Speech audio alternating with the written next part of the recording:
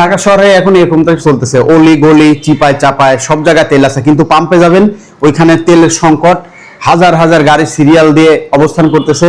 এই হলো অবস্থা। অর্থাৎ আজকে যদি আপনি সকালে দাঁড়ান, কালকে রাত্রে 8টা 9টা বা 10টার মধ্যে তেল পাবেন কিনা বিশাল একটা সমস্যা। এই হচ্ছে আমাদের বাংলাদেশের এখন পরিস্থিতি দর্শক। তেল পাম্পে গেলে সিরিয়াল, বিশাল বড় সিরিয়াল, কিন্তু অলিতে গলিতে এরকম তেল বিক্রি হচ্ছে। অর্থাৎ আগে মানুষ বাজার করে বাড়িতে ফিরতো, কিন্তু এখন যাদের বাইক আছে গাড়ি আছে তারা তেল কিনে ব্যাগে করে নিয়ে বাড়ি ফিরতেছে। আমার গাড়িতে তেল নাই, 3 দিন ঘুরেও তেল নিতে পারি নাই। তো চিপায় চাপায় এখন দেখি সব জায়গায় তেল, খবর নিলাম সব চিপাইতে তেল, কিন্তু দামটা একটু বেশি। দামটা কত? মাত্র 250 টাকা লিটার। কি করব, পরিস্থিতি শিকার, কিচ্ছু করার নাই, এখন নিতেই হবে। এরকম হচ্ছে ঢাকার পরিস্থিতি, মানে এই গলিতে ও গলিতে চিপায় চাপায় সব জায়গায় তেল পাওয়া যাচ্ছে, কিন্তু একদম যখন পাম্পে যাবেন বিশাল সিরিয়াল, 4 কিলোমিটার 5 কিলোমিটার সিরিয়াল। এই হচ্ছে পরিস্থিতি আমাদের দেশের বর্তমান। তারেক রহমান কি পদক্ষেপ এগুলো বিষয় নিয়ে নিচ্ছে, আসলে এই দেশের সরকার কি পদক্ষেপ নিচ্ছে সেটি কিন্তু আসলে দেখার বিষয়। দর্শক, এই হচ্ছে অবস্থা। এখন এই যে তেল ঢালতেছি, ঠিক আছে, মানে সোনার হরিণ, মানুষ যেমন চাকরি পেলে খুশি হইতো, এখন এই তেল পাইলে মানুষ খুশি হচ্ছে। এমন একটা পরিস্থিতি যেটা বলার মতো কোনো ভাষা নাই।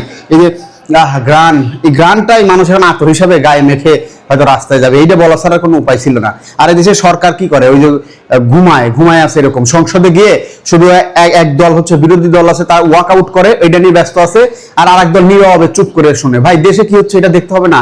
পরিস্থিতি এতটা খারাপ, এতটা ঘুলাটে। প্রাইভেট কার যারা আছে বা যারা ওই যে হাইস গাড়ি আছে তারা রাস্তার পর রাস্তা একদম সিরিয়াল করে রেখে দিছে। এমন একটা পরিস্থিতি দেখেন, রাস্তার উপরে গাড়ি রেখে একদম বিস্তীর্ণ, মানে 10 কিলোমিটার 15 কিলোমিটার, এই পাম্প থেকে আরেক পাম্প পর্যন্ত পুরোটা ঢাকা শহরের জ্যাম। আপনি খেয়াল করে দেখবেন, এটা কিন্তু মিথ্যা কথা বলতেছি না ভাই, একদম বাস্তবসম্মত কথা যেটা সেটা বলতেছি। এই তেলের জন্য যে কষ্টটা, যে পরিশ্রমটা করতেছে মানুষ বলার বাইরে। কিন্তু কেন হচ্ছে আসলে এরকম, ওই জিনিসটা কিন্তু পয়েন্ট আউট করতে হবে। তারেক যে বসে আছে কোনো পদক্ষেপ নিচ্ছে না, এটি এখন একটি ব্যবসায় পরিণত হয়েছে, এই তেল ব্যবসা। অর্থাৎ গাড়ির মালিকে যারা আছে তারা অফিসে গিয়ে ড্রাইভারকে পাঠিয়ে দিচ্ছে, যাও গাড়ি নিয়ে তেলের সিরিয়ালে দাঁড়াও। এটা একটা ব্যবসায়ের রূপ নিয়েছে। গাড়ির মালিকে পাঠিয়ে দিচ্ছে, যাও তেল নাও। ওই তেল নিয়ে প্রতিদিন যদি 1000 টাকা করে 10 লিটার যদি প্রতিদিন তেল নিতে পারে, মানে 10 লিটার যদি প্রতিদিন তেল নিতে পারে, তাহলে এই তেলের দাম বাইরে নিয়ে বিক্রি করতেছে 250 টাকা লিটার, 200 টাকা লিটারই ধরেন, পার 100 টাকা করে কেজিতে লাভ করতেছে। তাহলে 10 লিটার যদি তেল নিতে পারে প্রতিদিন 1000। সাময়িক কিছু সমস্যা আছে, কিন্তু ওই রকম ভাবে যে তেল নাই এরকম কিন্তু নাই, কিন্তু অলিতে গলিতে সব জায়গায় তেল পাওয়া যাচ্ছে। তাহলে আসলে সমস্যাটা কোন জায়গায়, এটা তো বুঝতে হবে। সমস্যাটা ওই জায়গাটাই হচ্ছে। তো দর্শক, এই যে তেল ঢালতেছি, আরে পড়েই গেল। তো সমস্যাটা আসলে কোন জায়গা? সমস্যাটা ওই জায়গাটাই। কোন জায়গাটা জানেন? এটা এখন পুরাটা ব্যবসা শুরু হয়ে গেছে। যারা ওভার পাঠাও চালাইতো, ভাই তা আপনারা আবার রাগ করেন না, এটা বাস্তবসম্মত কথা বলতেছি নিজের অভিজ্ঞতা থেকে। যারা ওভার পাঠাও চালাইতো তারা কি করতো জানেন? কি করে এখন?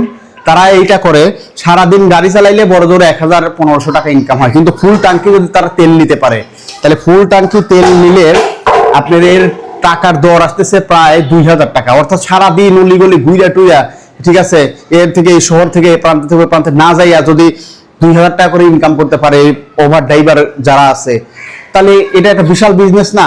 তো এই বিজনেসটাই আসলে এখন ঢাকা শহরে হচ্ছে, কিন্তু গভর্নমেন্ট কোনো কথা বলতেছে না, ধরতে পারতেছে না। এটা আসলে উচিত, এটাও ঢালি। তো এই পরিস্থিতি এখন এই ঢাকা শহরে চলতেছে ভাই।